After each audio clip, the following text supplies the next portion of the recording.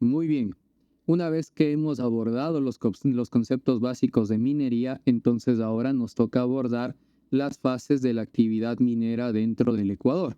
Ahora, la primera fase que está incluida dentro del marco normativo ecuatoriano es la prospección, que la prospección prácticamente se basa en el análisis químico de muestras de roca, de suelo, de sedimentos, incluso muestras de agua, donde nosotros detectamos ciertas anomalías, hablando ya desde el término geoquímico, se detectan ciertas anomalías que puedan, en este caso, indicar la presencia de yacimientos o la presencia de menas dentro del área donde se está realizando la prospección, ¿no?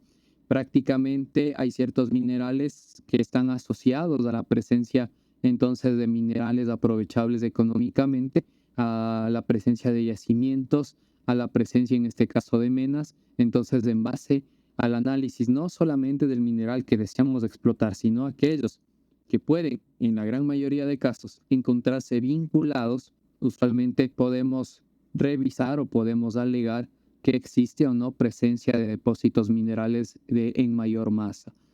¿Qué técnicas usualmente se usan dentro de esta fase de prospección? Usualmente se usa espectrometría de masa, se usa también fluorescencia de rayos X y absorción atómica. Claro que ciertos procesos de análisis se llevarán directamente en campo y ciertos procesos serán directamente realizados en laboratorio. Una vez se culmina con la fase de prospección, nosotros empezamos la fase de exploración, que prácticamente la fase de exploración ya se basa en determinar la forma y tamaño del yacimiento, así también como su contenido y la calidad de estos minerales existentes dentro del yacimiento, ¿no?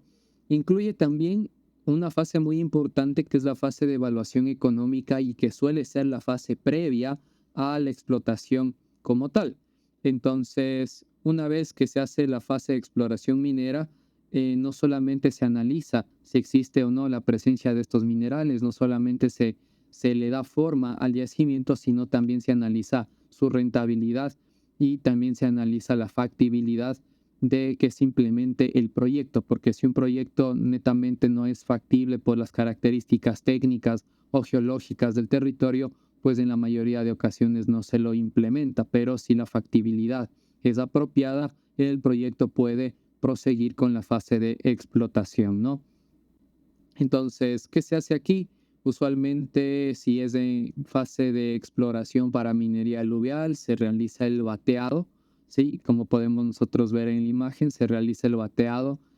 También se utiliza máquinas perforadoras que nos ayuden a obtener un perfil de suelo que se pueda analizar en laboratorio, ¿sí? Para definir entonces el contenido y la pureza de los minerales que son susceptibles de explotación. Y también obviamente se trabaja con sistemas de información geográfica y mapas que nos ayudan a tener una idea de dónde están ubicados estos yacimientos en relación al terreno en donde se va a realizar el proyecto, ¿no? Tenemos entonces la siguiente fase que sería la explotación, que comprende ya el conjunto de operaciones y labores mineras destinadas a la extracción de los yacimientos encontrados. Entonces, a la extracción y transporte de estos minerales desde la mina hacia las zonas de aprovechamiento, hacia los laboratorios de procesamiento, donde ya se le dará forma a los minerales para su comercialización. La explotación minera implica ya la perforación, la voladura, el carguío, el lavado incluso de los minerales y el transporte hacia las áreas de beneficio para su posterior procesamiento, ¿no es cierto? Y una vez se culmina con las labores de explotación, entonces se procede a la fase de beneficio, que en esta fase de beneficio prácticamente es el conjunto de procesos químicos, de procesos físicos y metalúrgicos a los que se someten los minerales que han sido extraídos de la mina, ¿sí?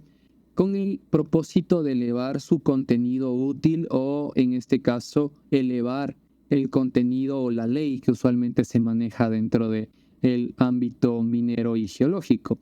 Aquí ya implica la trituración, la molienda, la clasificación de los minerales con el objetivo de separar aquellos residuos o escoria que no suele ser aprovechable del mineral que tiene propósito de comercialización. Entonces, una vez definido los intereses minerales, usualmente se obtiene el concentrado del mineral que ya podría comercializarse o pasar a una siguiente fase para su fundición o refinación, ¿no? Entonces aquí tenemos algunas imágenes de cómo se vería, por ejemplo, el concentrado de oro, el concentrado de cobre que ustedes pueden ver a la derecha en forma de montículo que parece simplemente arena, pero ya constituye un mineral comercializable. Y también tenemos entonces el concentrado de hierro, ¿sí?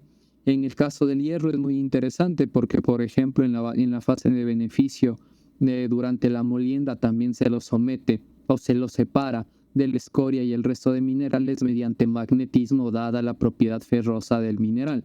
Entonces, aprovechando esta característica compatible con el magnetismo, se lo suele separar, ¿no? Y si no, se lo hace mediante lavado, mediante molienda y mediante también el uso de sustancias químicas, ¿no? Una vez culminamos con la fase de beneficio y obtenemos entonces el concentrado mineral, pasamos a la fase de fundición. En la fase de fundición hay el propósito de que los minerales se fusionen mediante la aplicación de altas temperaturas, ¿sí? Sometiéndolo a altas temperaturas y alta presión, con el propósito de separar el material metálico de aquel mineral o de aquel residuo o escoria que no se desee comercializar. Usualmente la fase de fundición se aplica para aumentar, purificar el contenido del mineral, ¿no? Y con el objeto de separarlo, como les decía, de los desechos que no son comercializables, ¿sí? Usualmente de otros minerales que pueden acompañar entonces al resto del mineral aprovechable como tal, ¿sí? Entonces no se olviden, en la fase de fundición se busca la fusión de estos minerales con el objetivo de separarlo de los desechos. Por ejemplo, el oro.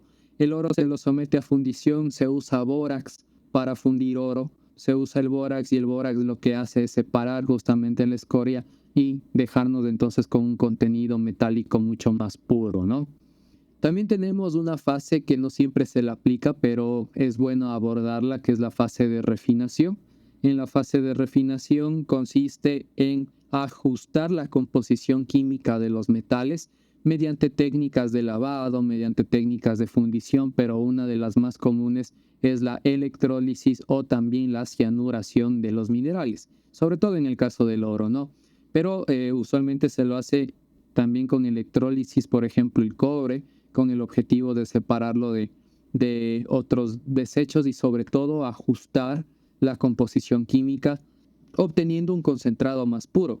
Hablamos de pureza entonces cuando tenemos un concentrado tal vez del 70% y lo podemos elevar a un concentrado del 99%, que es mucho más útil y tiene un valor comercializable mucho más alto, ¿no? Entonces esta es la refinación. Yo les invito a que vean el video que viene asociado justamente al material de las diapositivas, donde podemos observar entonces la electrólisis tanto para el cobre, la plata y el oro, ¿no? Está en el video adjunto entonces a las diapositivas. Una de las fases finales, se podría decir, es la comercialización, que ya consiste en la compra y venta de minerales que son obtenidos desde la mina, ¿no? Usualmente estos minerales ya han pasado por otros procesos donde se aumenta su valor útil e incluso puede ser que hayan sido ya destinados a joyería u orfebrería, cuyo valor se incrementa entonces dentro del mercado, y hay que tener en cuenta que para la comercialización el titular minero debe poseer el respectivo permiso de comercialización que es otorgado por la autoridad minera competente, ¿no? Además de mantener en vigencia el contrato de prestación de servicios al Estado. Entonces, estos son dos requisitos fundamentales para poder realizar la comercialización de oro. También a estos, y bueno, no solo de oro, sino del resto de minerales. También hay que tener en cuenta que asociado a los requisitos, usualmente hay que estar al día con la declaración de impuestos ante el Servicio de Rentas Internas.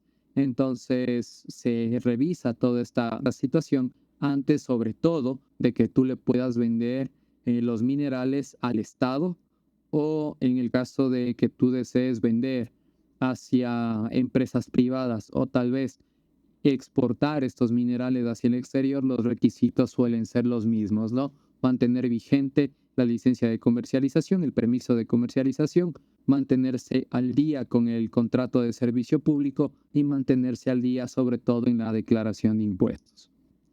Como último proceso tenemos entonces el cierre de minas. El cierre de minas consiste prácticamente en desmantelar toda la infraestructura, todas las instalaciones que han sido utilizadas durante las fases anteriormente referidas y rehabilitar las áreas que han sido sometidas a intervención minera. En las áreas usualmente, si hay infraestructura, y no es de interés público, hay que desmantelarlas. En el caso de que sean de interés público, se pueden donar entonces al Estado, a la comunidad, siempre y cuando ellos consideren que esas infraestructuras van a ser de utilidad. Sí, entonces de esa manera el titular minero también puede ahorrarse costos en relación al desmantelamiento, a pesar de que todo plan de minería tiene que contemplar un plan de cierre y abandono que posteriormente se tendrá que ejecutar, ¿no? Sin embargo, se puede justificar el hecho de que alguna de las infraestructuras sea de interés público y se lo puede dar en donación al área de influencia donde usualmente se realizaron las actividades. Con esto entonces hemos completado las fases de la actividad minera. Nos veríamos en un siguiente video donde vamos a hablar de las principales concesiones que existen dentro del Ecuador. Muchísimas gracias. Nos vemos entonces en la siguiente clase.